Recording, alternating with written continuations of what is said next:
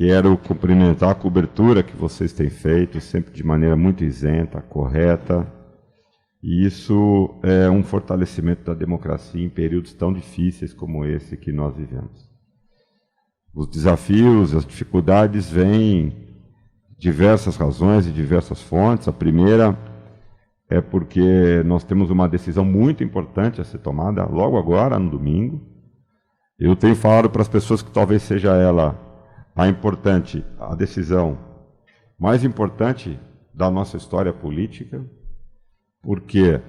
Porque matéria publicada no Jornal Estado de São Paulo deu conta de que Rio Claro é a quarta cidade mais endividada do país. Portanto, uma dívida com o Tesouro Nacional. Veja, Carla, é uma parte da dívida. Não é a dívida total.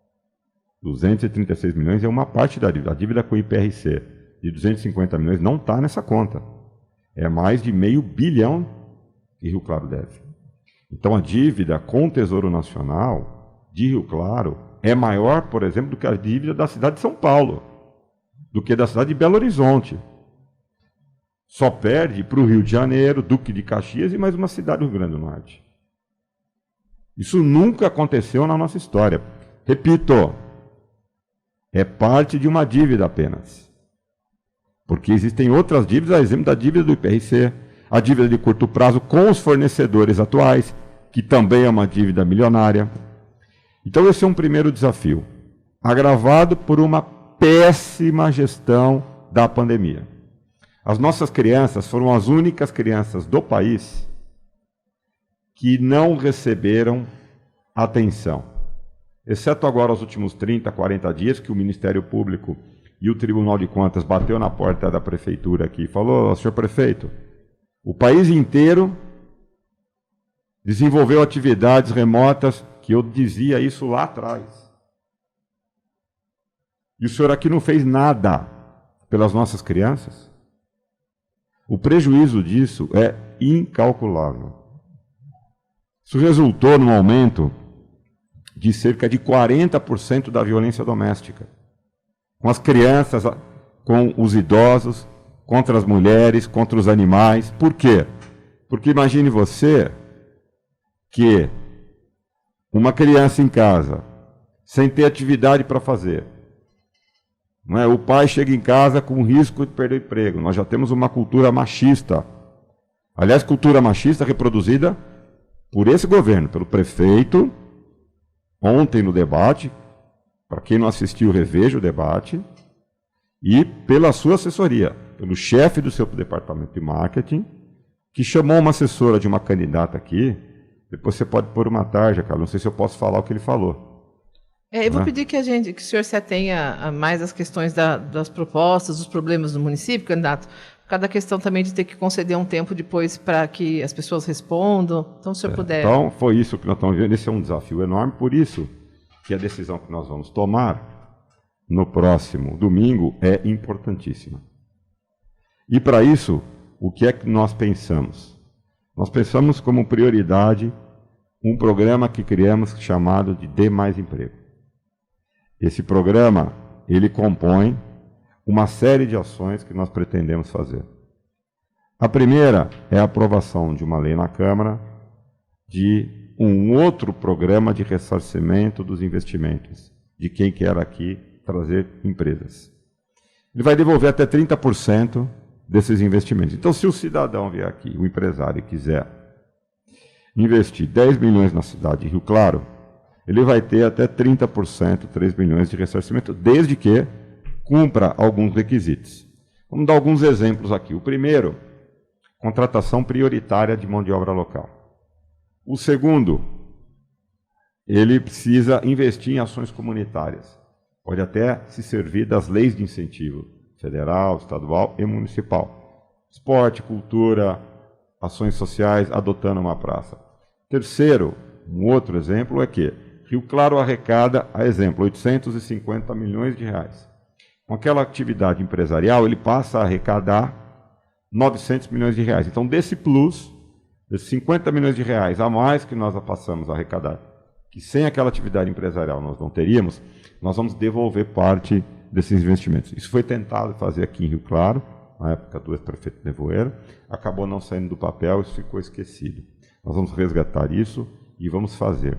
Desburocratizar a máquina, acabar com a microcorrupção. Como é que nós faremos isso? Tecnologia, através da informática.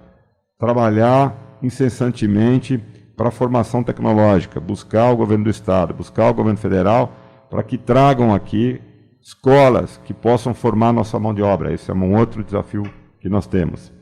Nós pensamos também, Carla, no PAR da saúde, o plano de atendimento rápido. A grande queixa da cidade é que nunca na história a saúde esteve tão ruim. Nunca. Eu encontro pessoas na rua que me falam, olha, eu moro aqui há 30 anos, há 40 anos, há 50 anos, e nunca tive um atendimento na saúde por conta da má gestão tão ruim. Agravado pela péssima gestão na pandemia. Eu vou dar um exemplo aqui, cara. Nenhuma cirurgia eletiva, que é aquela que não é cirurgia de urgência e de emergência, foi feita. Eu conto a história da dona Elza, uma senhora de 80 anos, 15 dias antes da pandemia, foi fazer a colocação de um pino do joelho ao quadril. Colocaram um pino maior do que a distância entre o joelho e o quadril. 10 dias depois, essa senhora teve a perna furada por esse pino. Voltou na prefeitura e falaram, olha, agora só cirurgia de urgência e de emergência. Não vamos fazer cirurgia. 6 meses e meio tomando morfina para dormir. De tanto que eu contei essa história, de tanto que eu falei nas rádios, no Facebook, na rede, agora, semana passada, resolveram fazer uma cirurgia, corrigiu, a dona Elza me ligou, mas esse é o descaso, esse é o desafio da saúde. O PAR vem para resolver isso. Nós pretendemos, primeiro na atenção básica, aumentar o horário de atendimento até as 9 horas. Depois, nós vamos colocar médicos nas unidades de saúde, pediatras e ginecologistas e mais um clínico geral. Nós vamos permitir o atendimento sem agendamento. Carla, você chega do seu trabalho às 6 horas da tarde. Precisa levar o seu filho porque está com uma febre. O postinho de saúde lá da sua casa está fechado. Aonde é que você vai? Na UPA. Aonde é que a cidade inteira vai? Nas UPAs. Por isso é que forma aquela fila enorme. Então o postinho de saúde vai servir de desafogo para as UPAs. Os casos de urgência e de emergência serão tratados nas UPAs ou no PS de Cervezão. Nós temos compromisso com deputados estaduais e federais para construir definitivamente e transformar o PS de Cervezão num hospital dia, com a realização inclusive de pequenas e médias cirurgias de pequena e média complexidade. Nós acreditamos que numa parceria com a Santa Casa, a gente vai conseguir resolver o problema da falta de leitos de internação. Carla, é por isso que morrem tantas pessoas nas UPAs. As pessoas ficam 6, 7, 8 dias na UPA, não pode passar de 24 horas internada lá. Temos que resgatar isso e fazer uma parceria com a Santa Casa. Já estivemos lá tratando desses assuntos. Nós estamos defendendo a prioridade em relação ao primeiro emprego. De 0 a 3 anos, garantir vaga nas creches para as crianças. De 3 a 5 anos, garantir 100% do atendimento. E, aos poucos, na medida em que, com o programa de desenvolvimento econômico que a gente vai pôr em marcha, a Prefeitura recupere capacidade de investimento. Com o corte de despesas, a gente, aos poucos, vai tentar implementar o período integral. Enquanto isso, o que é que nós faremos? Nós colocaremos no contraturno atividades esportivas e culturais. Então, a criança de manhã na escola, à tarde ofereceremos atividades esportivas e culturais para as nossas crianças. Nós pensamos também, cara, eu acho que por conta do nosso tempo, no GPS da segurança, que é a guarda parceira da sociedade. Nós dividiremos a cidade em 6 regiões e fixaremos guardas municipais, equipes da guardas, nesses espaços. E a comunidade, então, vai ter uma relação direta com eles.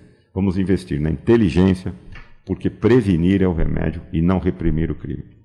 Eu quero agradecer a oportunidade de falar das minhas propostas, mas quero pedir para que vocês me acompanhem nas redes sociais, Facebook e Instagram, e principalmente, se você tem interesse de conhecer todas as minhas propostas, no meu site, gustavopericinoto.com.br. Jornal está em tudo, porque a informação está em todo lugar. Jornal está em tudo.